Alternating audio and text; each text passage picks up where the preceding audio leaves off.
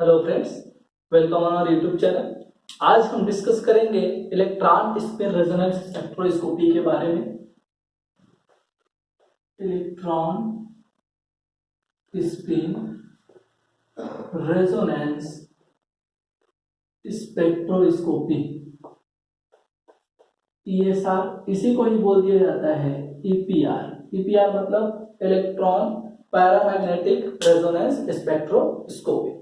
ठीक है, देखिए सबसे पहले तो हम ये बात करते हैं कि ईएसआर जो है इसके लिए कंडीशंस क्या होती हैं और इनका थ्योरी क्या बोलता है, किस थ्योरी पर ये बेस्ड होते हैं। तो इससे पहले हम एनएमआर पढ़ चुके हैं।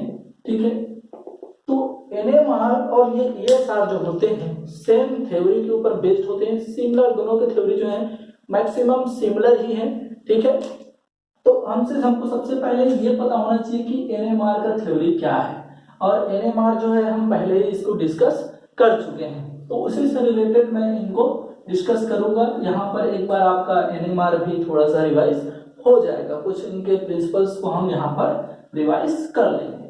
तो इसके लिए सबसे पहले मैं आपको कंडीशंस बताता हूँ, conditions for ESR.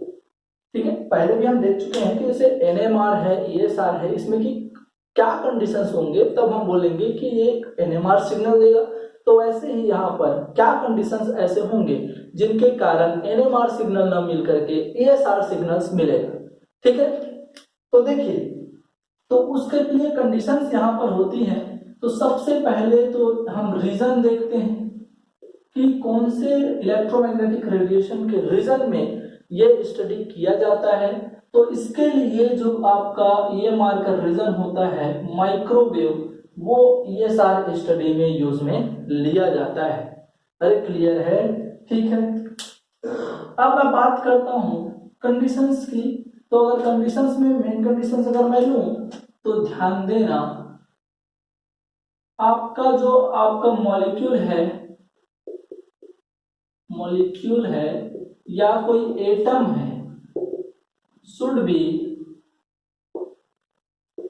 Paramagnetic in nature, should be paramagnetic in nature. अब आपको यह पता लग गया होगा कि अगर मैं पैरामैग्नेटिक इन नेचर बोल रहा हूं तो यहां पर आपको क्या जरूरी है, at least that is at least one non या unpaired electron should be present। क्यों? क्योंकि कम से कम एक अनपेयर्ड इलेक्ट्रॉन किसी एटम या मॉलिक्यूल में होंगे तो हम बोल सकते हैं कि those atoms should be paramagnetic in nature. Clear है? तो वैसे जो आपके सैंपल्स होंगे, चाहे वो एटम हो चाहे वो मॉलिक्यूल हो, आपके जो पैरामैग्नेटिक नेचर शो करे वो जो है ईएसआर सिग्नल प्रोवाइड आपको कराएंगे। तो अगर मैं आपको एग्जांपल दूं तो इसके आपके वेल नोन एग्जांपल हैं, जैसे कि आपका O2 है, O2 हो गया, NO हो गया, NO2 हो गया।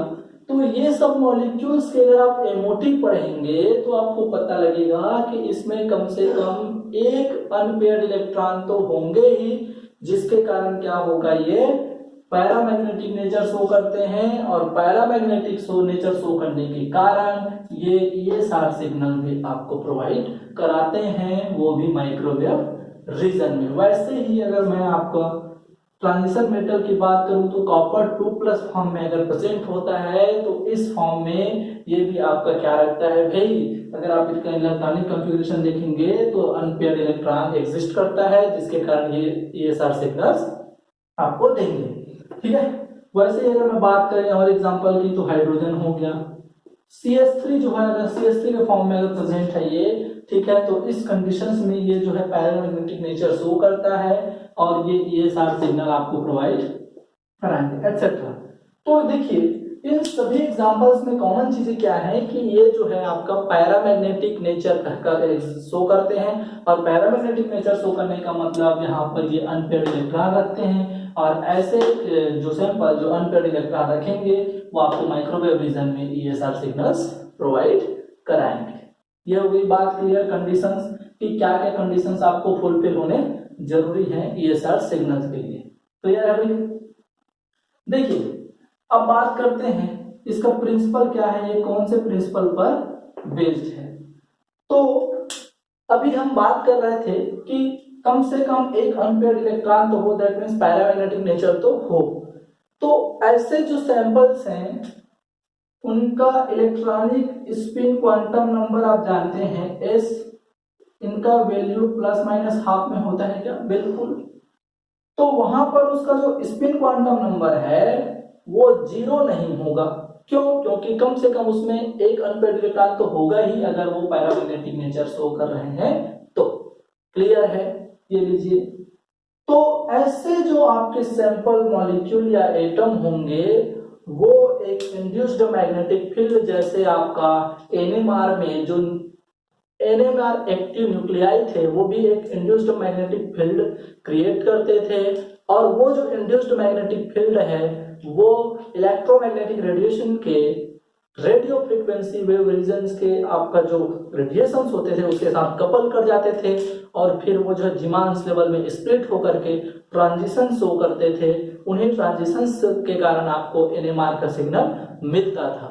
तो यहाँ पर डिफरेंस क्या होगा, वहां पर न्यूक्लियर स्पिन के कारण आपका जो है इंड्यूस्ड फील्ड क्रिएट होता था, यहाँ पर आपके इलेक्ट्रॉनिक स्पिन के कारण क्या होगा, जो मैग्नेटिक आपका जो फील्ड है इंड्यूस्ड वाला वो क्रिएट होगा।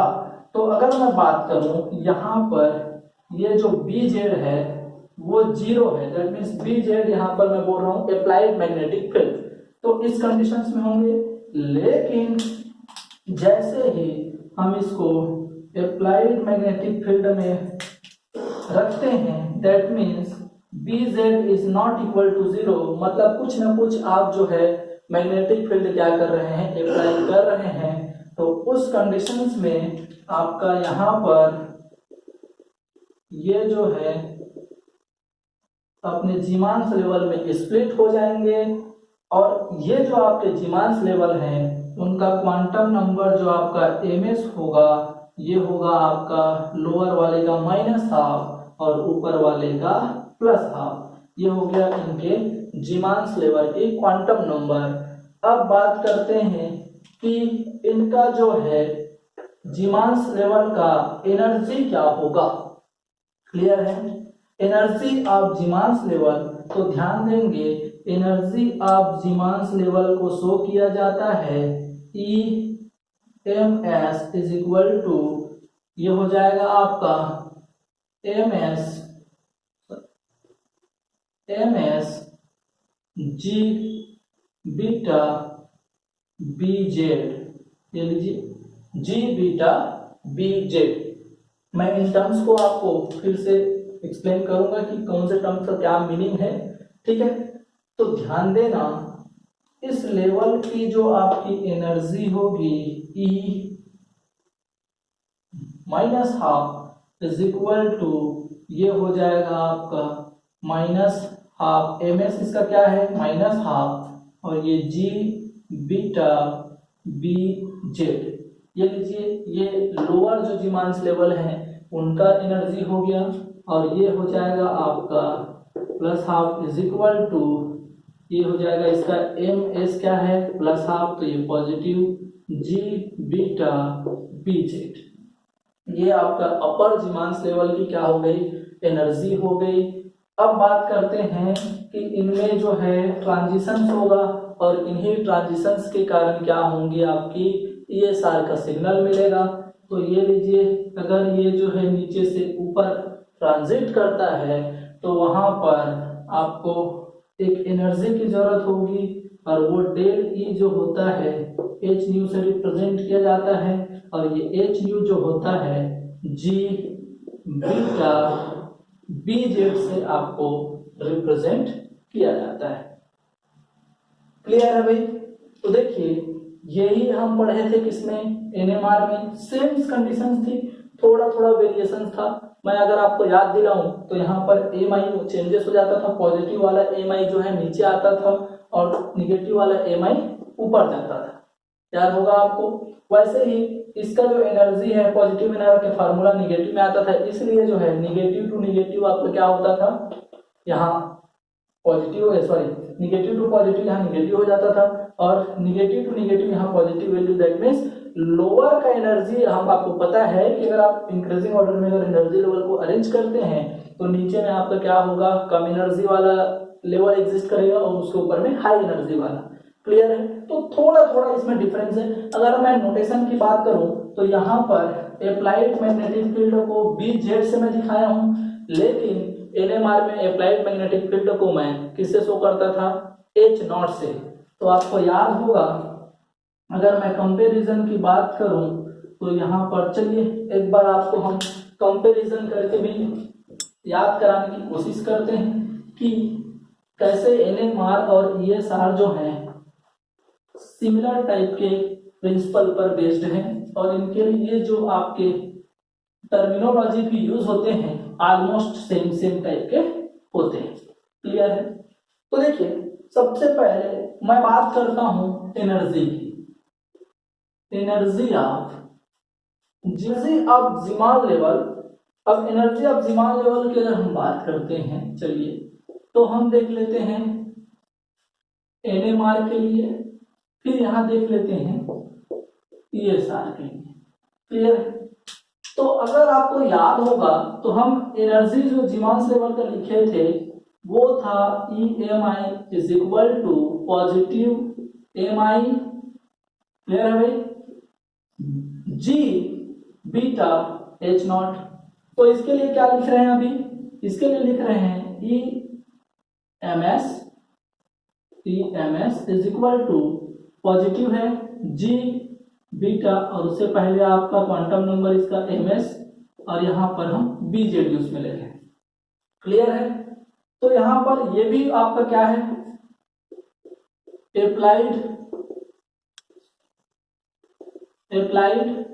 मैग्नेटिक फील्ड है, applied magnetic field. Beta Z भी क्या है आपका, अप्लाइड मैग्नेटिक फील्ड ही है। अंतर क्या है कि यहां पर इसको BZ से नोटिफाई कर दिया गया और NMR में H0 से नोटिफाई किया गया।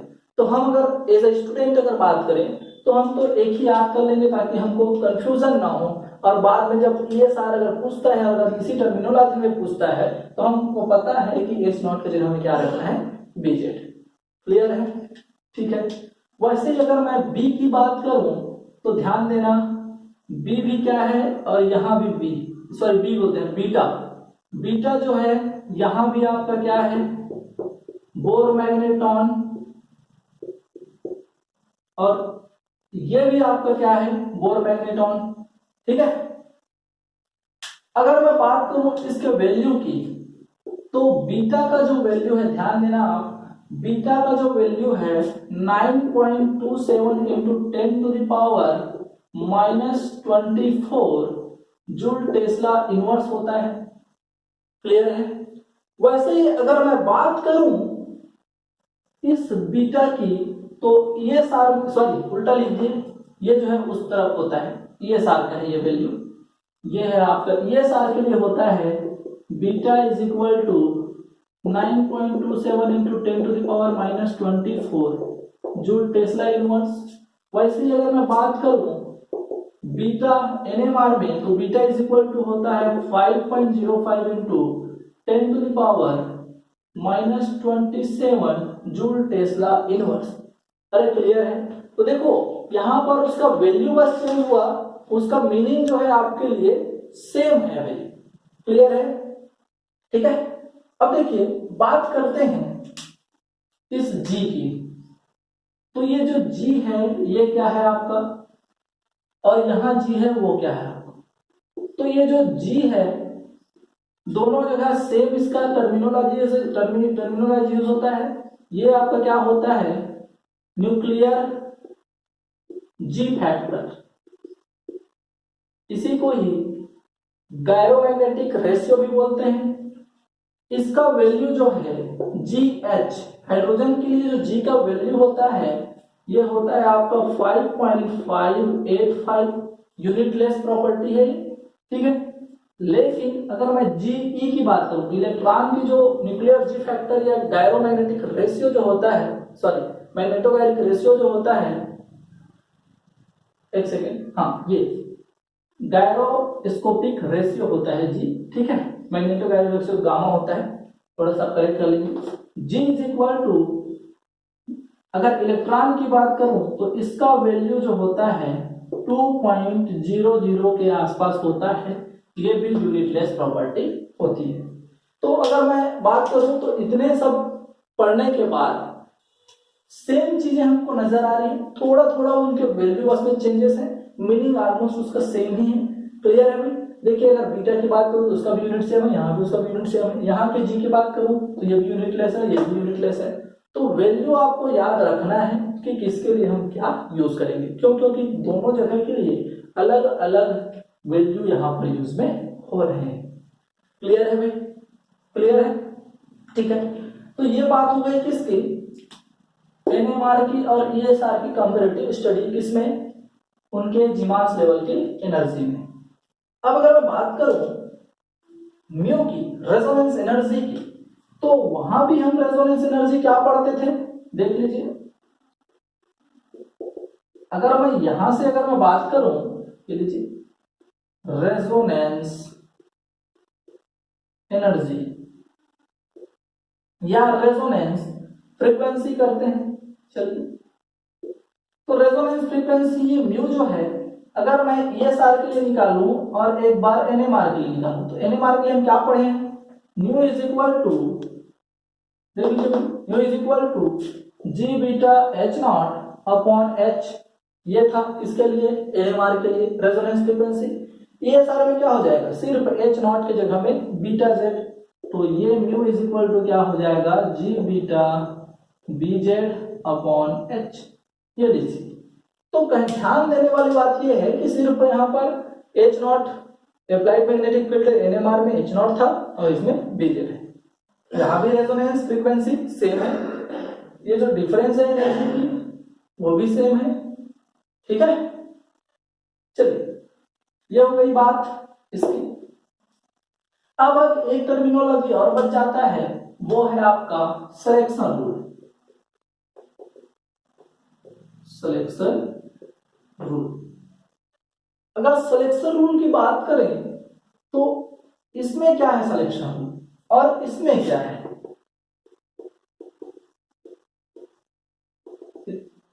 तो यहां पर ट्रांजिशंस वही अलाउड होंगे जिनके लिए डेल एम एस का वैल्यू प्लस माइनस 1 हो। ये लीजिए सिलेक्शन रूल यही है इसके लिए, ये साल के लिए। और एनएमआर में क्या पढ़े थे, एनएमआर में पढ़े थे डेल एम एस के जगह में क्या हो जाएगा, एम आई। यहां भी आपका सिलेक्शन रूल प्लस माइनस 1 ही एप्लीकेबल होता है। वहां भी हम देखे थे कि ऐसे ट्रांजिशंस एनएमआर में अलाउड होते हैं जिनके लिए सिलेक्शन रूल क्या हो, del M I is equal to plus minus 1, मतलब इनके बीच आपका 1 का गैप हो, चाहे वो पॉजिटिव हो चाहे वो नेगेटिव हो। क्लियर है भाई? तो ये हो गया आपका सिलेक्शन रूल, उनके एनर्जी लेवल्स जीमांस लेवल के, ठीक है। उनके लिए जो रेजोनेंस फ्रीक्वेंसी का फार्मूला एनएमआर और ईएसआर में कॉम्पिटिटिव स्टडी। अब कुछ न्यूमेरिकल्स कर लेते हैं। देखिए यहां पर मैंने 2 क्वेश्चंस लिखे हैं, जिसमें से पहला क्वेश्चन क्या है, calculate the ESR frequency of a free electron in magnetic field of 2.5 Tesla. Actually पूछा क्या है, तो सबसे पहले तो आपको कैसे अप्रोच करना है, आपको क्वेश्चन अच्छे से पढ़ना है कि एक्चुअली पूछा क्या है। क्यों? क्योंकि यहाँ पर टर्मिनोलॉजी आपको कोई भी दिया रहे यूनिट में करना, आपको क्या कर देता है, कंफ्यूज कर देता है। तो आपको यूनिट से इन चीजों को समझना है और सॉल्व करना है। तो अगर मैं बात करूं ईएसआर फ्रीक्वेंसी की, ठीक है, तो ईएसआर फ्रीक्वेंसी पूछा है, दैट मीन्स म्यू पूछा है आपको, और म्यू पूछा है, गिवन क्या है आपको, मैग्नेटिक फील्ड।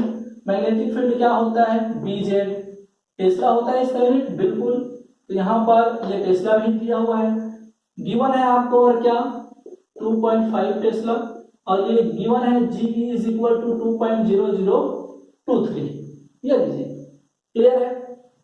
अब ऐसा कोई आपको फार्मूला पता है क्या जिसमें फ्रीक्वेंसी और अप्लाइड मैग्नेटिक फील्ड में रिलेशन पता हो? तो बिल्कुल हम पढ़ के आते हैं कि del E is equal to क्या होता है, ये circle H mu is equal to G beta BZ. तो हमको पूछा क्या क्या गया है, म्यू, तो म्यू बराबर क्या हो जाएगा, तो ये म्यू बराबर हो जाएगा आपका g beta B Z upon H. Clear है भाई? अरे क्लियर है।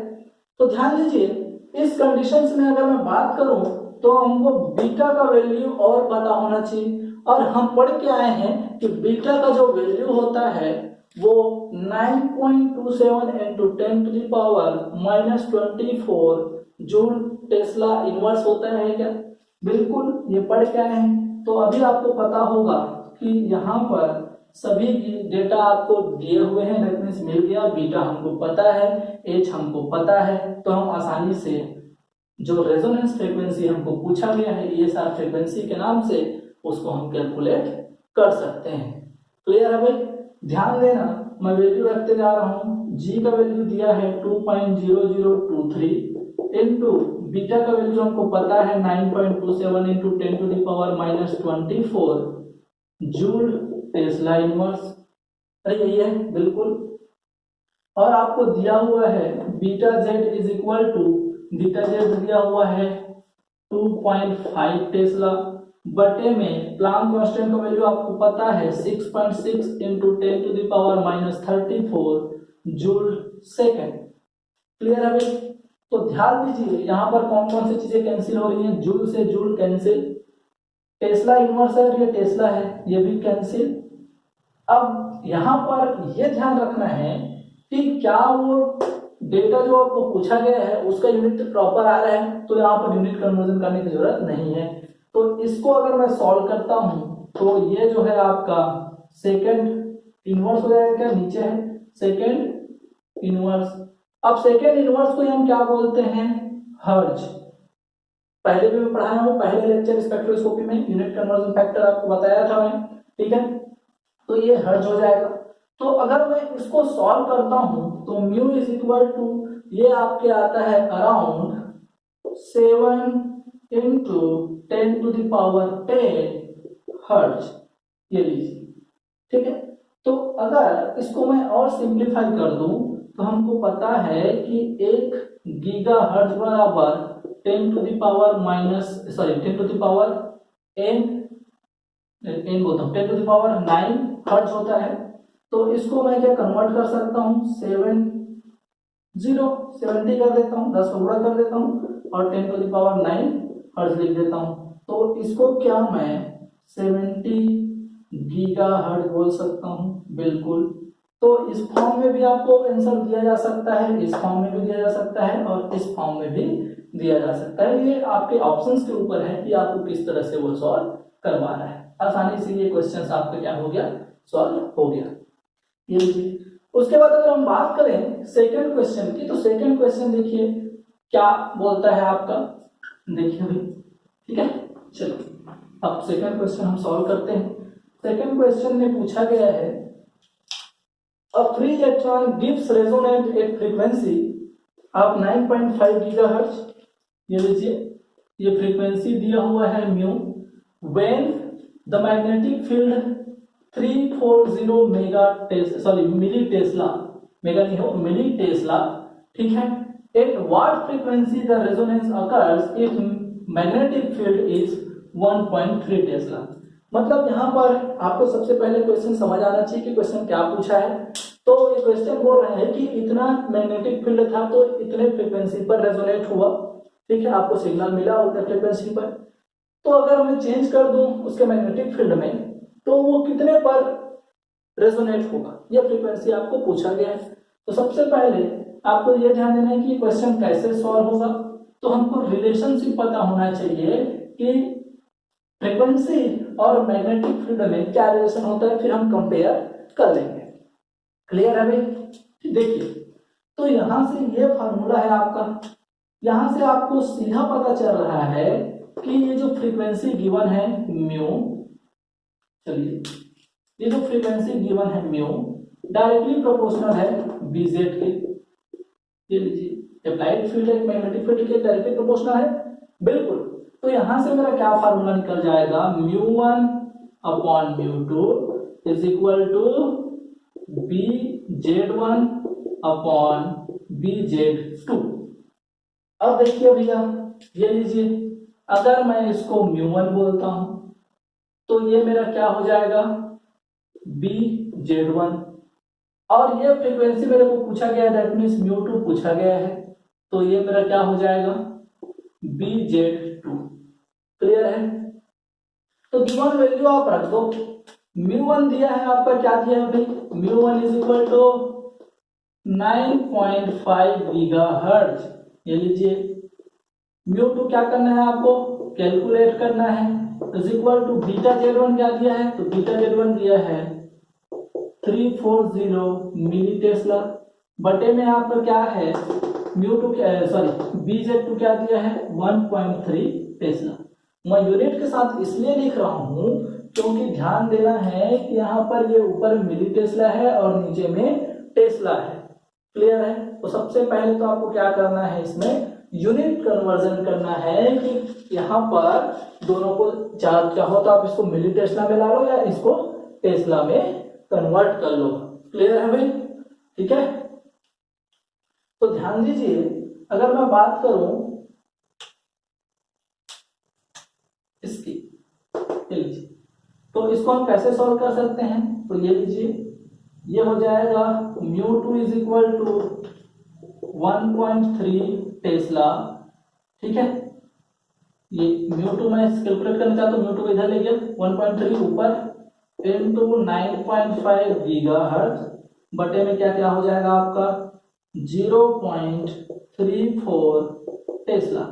और ये क्यों हुआ, क्योंकि हमको पता है 340 इंटू 10⁻³ टेस्ला हो जाएगा। बिल्कुल यही होगा भाई, एक tesla is equal to 10⁻³ milli tesla. तो ये ऐसे हो जाएगा, इसको और सॉल्व करूंगा तो ये 3 अंक 12 मतलब पहले क्या आ जाएगा आपका, 3 अंक पहले पॉइंट आ जाएगा और ये हो जाएगा आपका टेस्ला। अब ध्यान देना, यहाँ पर टेस्ला से टेस्ला खत्म, क्या जो यूनिट चाहिए आपको फ्रीक्वेंसी के लिए वो आ रहा है, बिल्कुल आ रहा है, हर्ट्ज में आइए, जो गीगाहर्ट्ज में आ रहा है, बिल्कुल आ रहा है, हमको हर्ट्ज में गीगाहर्ट्ज में इसी में तो चाहिए रहता है। तो इसको आप जैसे ही सॉल्व करेंगे तो ये आता है आपका अराउंड 36.32 गीगाहर्ट्ज। ऐसे आपको क्वेश्चन को सॉल्व करना था। इस इक्वेशन से आप इनके लिए रिलेशनशिप क्रिएट कर लेंगे, फिर गिवन डेटा के अकॉर्डिंग आप क्या रखेंगे, वैल्यू रख देंगे, आपको आसानी से ये जो वैल्यू मिल जाएगा। That means μ2 is equal to 36.32 gigahertz पर ये रेजोनेट होगा, कब, जब मैग्नेटिक फील्ड 1.3 टेस्ला हो। क्लियर है भाई? तो ये था आपका प्रिंसिपल, किसके ऊपर ये सारे बेस्ड हैं। ठीक है, उनके जरूरी क्या क्या कंडीशन चाहिए रहते हैं ये सारे सिग्नल्स के लिए, और उनका रेजोनेंस कैसे होता है, उससे रिलेटेड न्यूमेरिकल्स। आई होप कि आपको वीडियो पसंद आया होगा। Thank you for watching.